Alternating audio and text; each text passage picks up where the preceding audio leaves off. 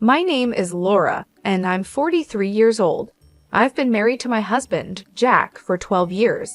He's the same age as me, and we used to work together. Now, we work in different branches, but we were in the same department before. Jack is a responsible person and is admired by his team. He's a bit vain and doesn't like to show his weaknesses. He was confident, flashy, and very masculine. His work performance was excellent, and his bosses expected him to get promoted easily. On the other hand, I'm more low-key and not very noticeable.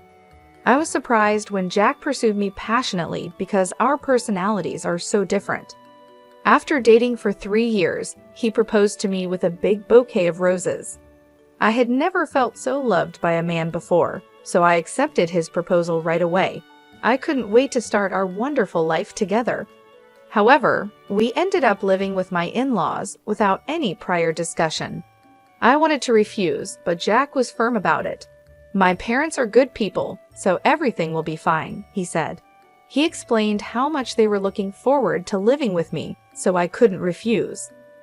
We've been living with his parents in their home for the past 12 years.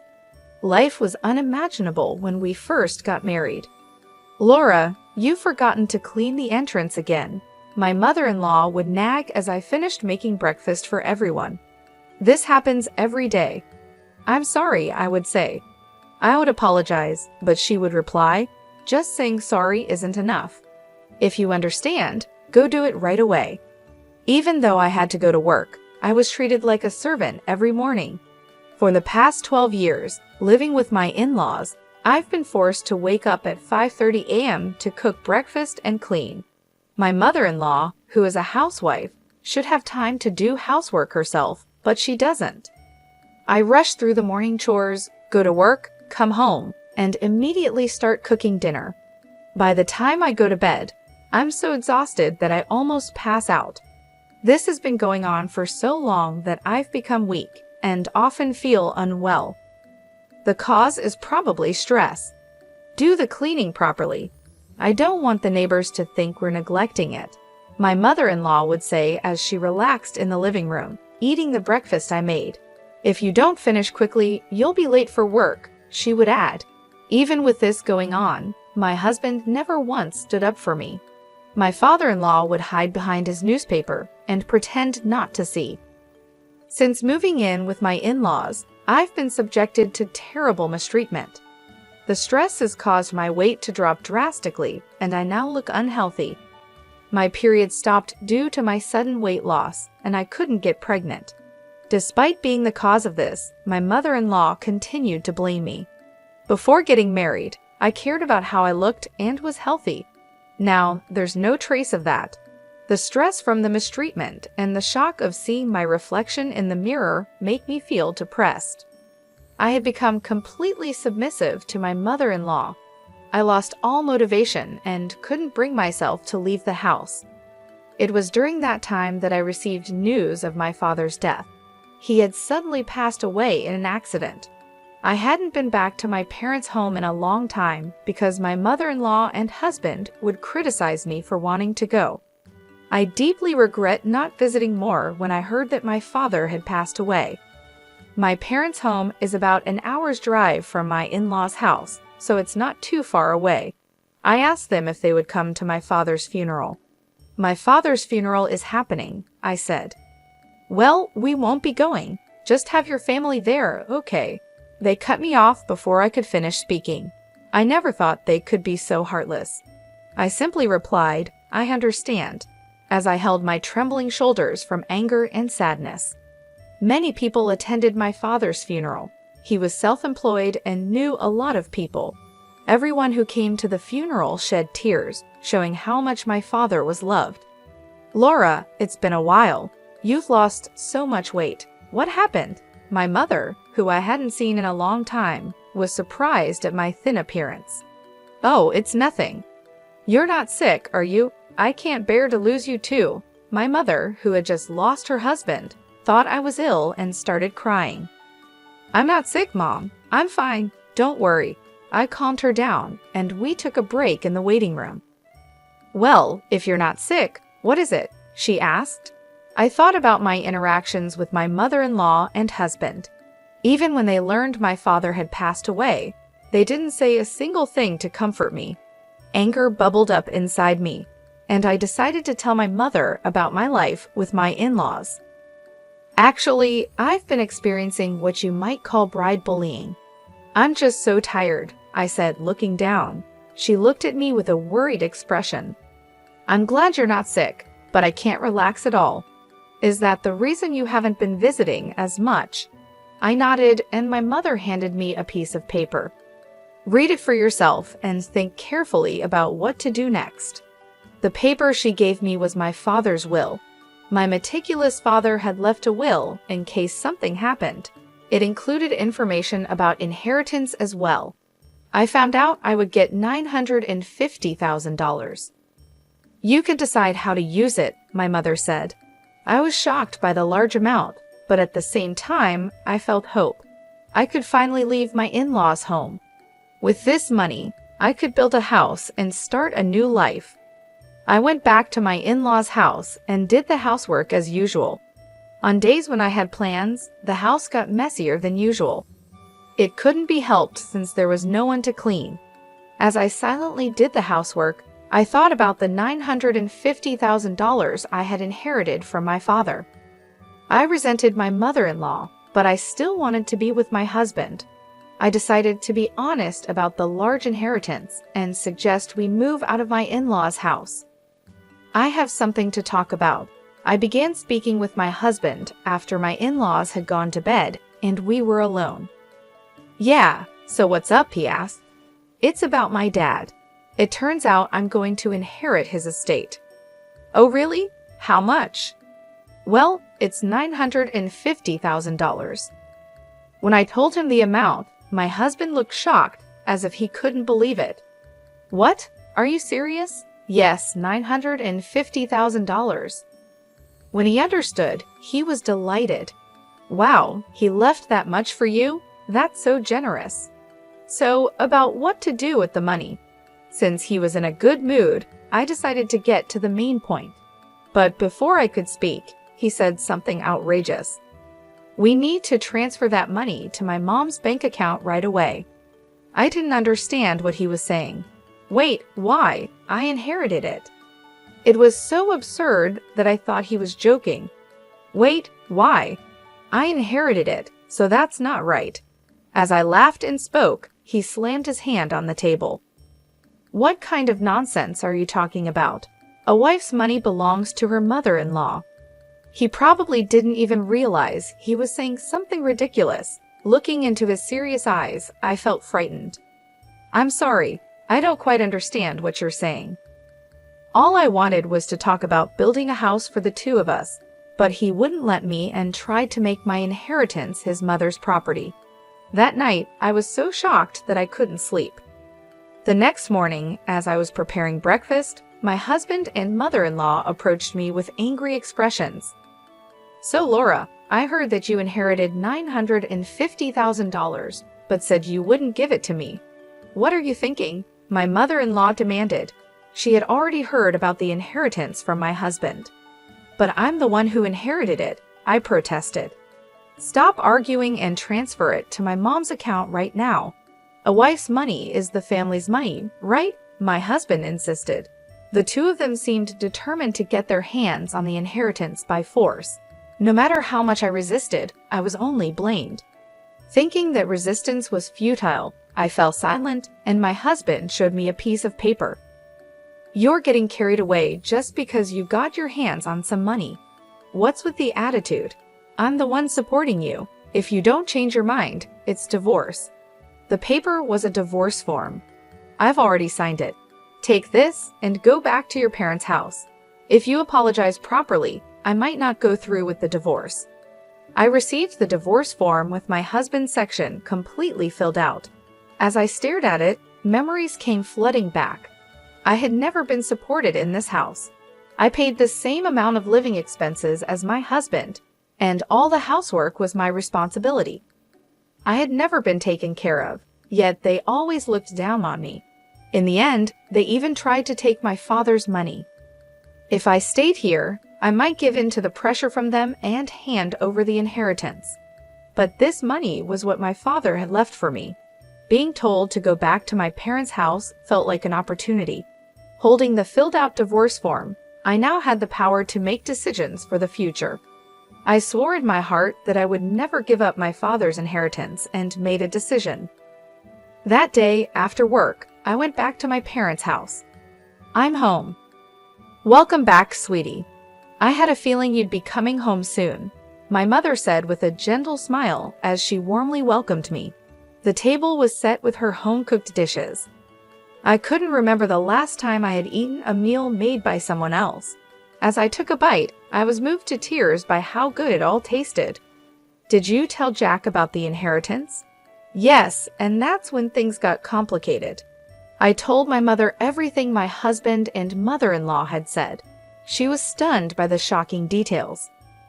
"The inheritance is yours, and it's up to you to decide how to live your life from now on," she said as tears streamed down my face. She gently put her arm around my shoulder. After staying at my mother's house for a week, I decided to return to my in-laws' home. "Well, I'm going now. Take care." I was no longer afraid to return to that house. With a refreshed mindset, I headed back to my in-laws' home. Finally, back, huh? Have you reflected on your actions? My husband and mother-in-law were waiting for me with their arms crossed. "Yes, I'm sorry. Please let me live in this house again." I uttered a shallow apology. Hearing this, my mother-in-law smirked. "Then hurry up and hand over the inheritance." Actually, the inheritance procedures are taking longer than expected. It's still not with me. It's a complicated process, so it'll probably take another half a year or more. "It takes that long? Well, that's fine." They seemed satisfied, thinking I would obediently hand over the money. But they continued to nag me about staying at my mother's house for a week. "The house is a mess because you didn't do your duties as a wife. Clean it up quickly." The house was filthy after just a week. It was impressive how messy it had become in such a short time. "Yes," I replied.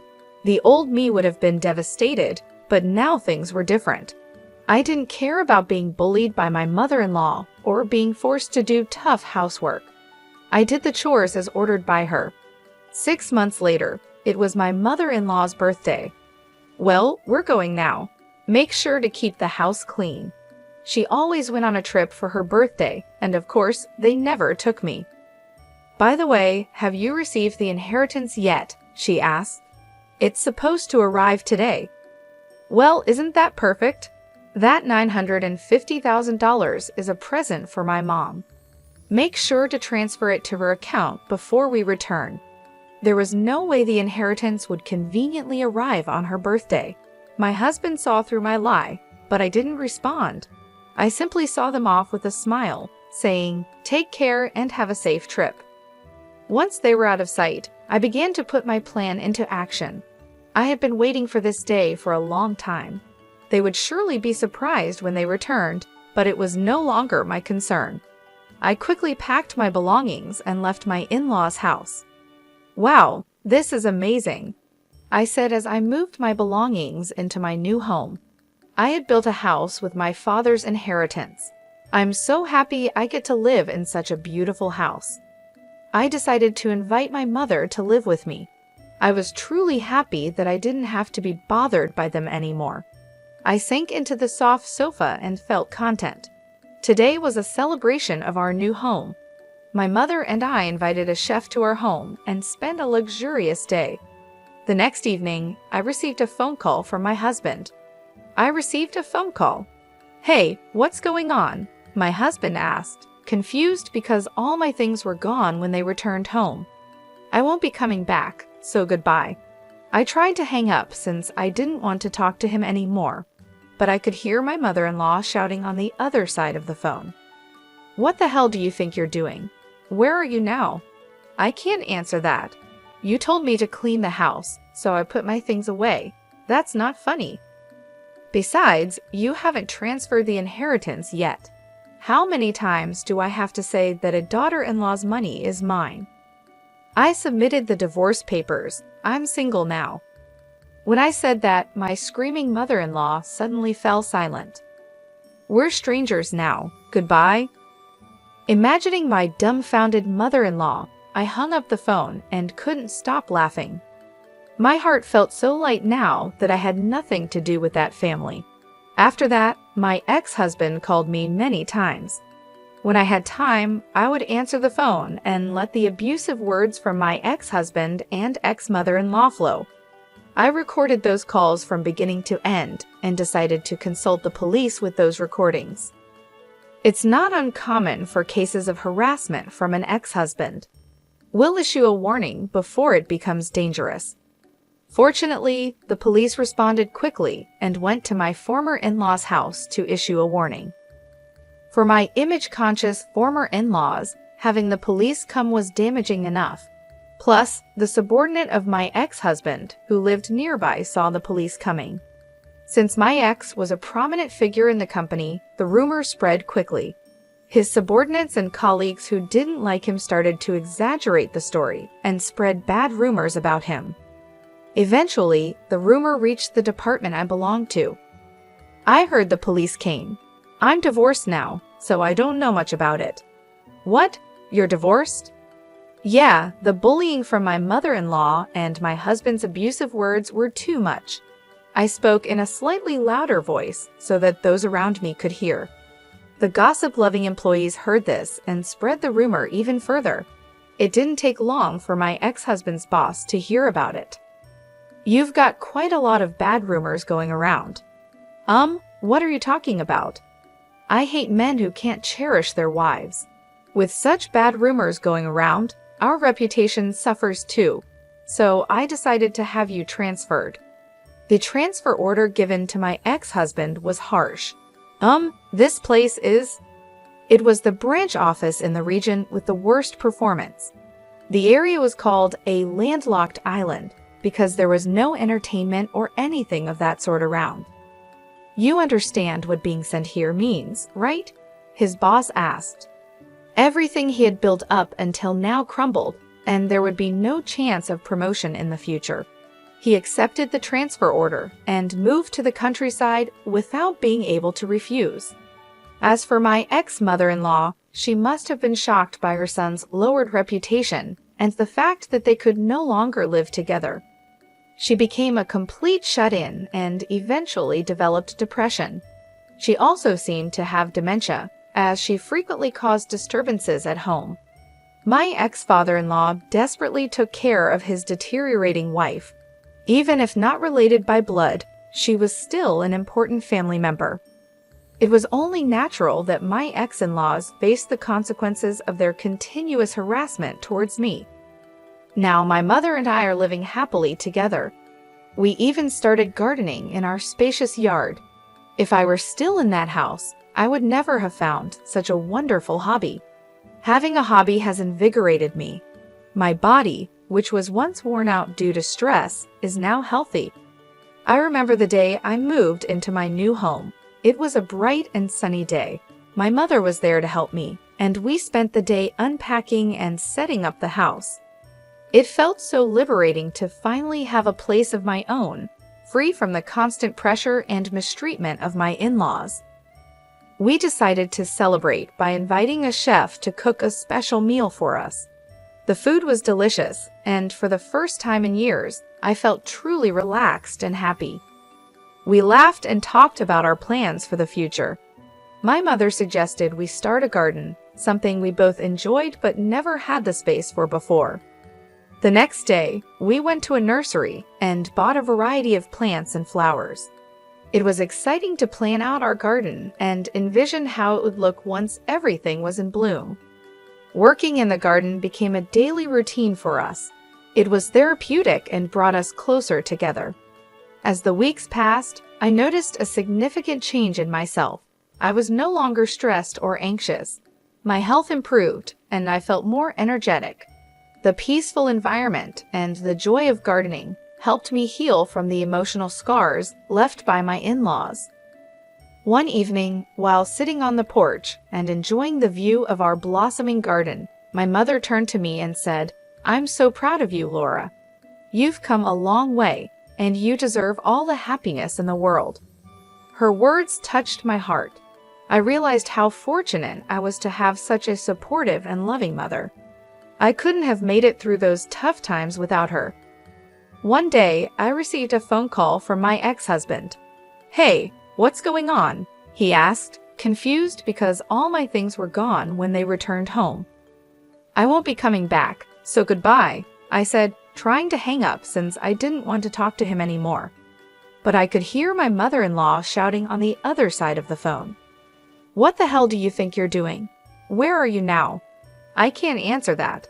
You told me to clean the house, so I put my things away. That's not funny. Besides, you haven't transferred the inheritance yet.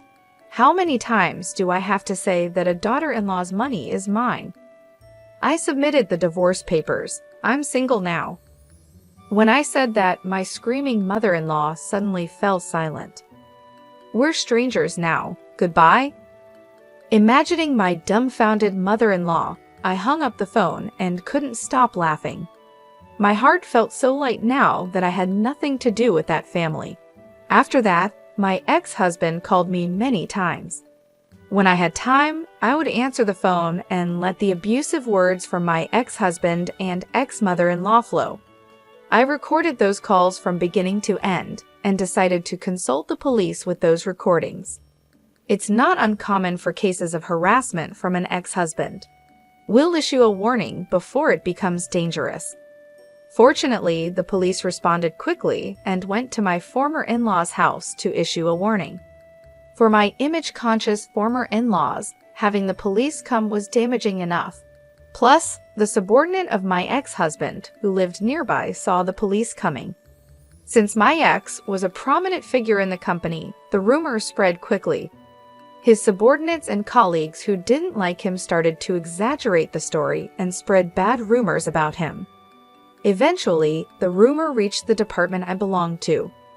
I heard the police came. I'm divorced now, so I don't know much about it. "What? You're divorced?" Yeah, the bullying from my mother-in-law and my husband's abusive words were too much. I spoke in a slightly louder voice so that those around me could hear. The gossip-loving employees heard this and spread the rumor even further. It didn't take long for my ex-husband's boss to hear about it. "You've got quite a lot of bad rumors going around." What are you talking about?" My reputation was ruined because of his actions. But now I can finally move on and live a peaceful life. My mother and I are happy, and our garden are flourishing. I'm healthier and stronger than ever. Cutting ties with my ex-in-law's family was the best decision I ever made.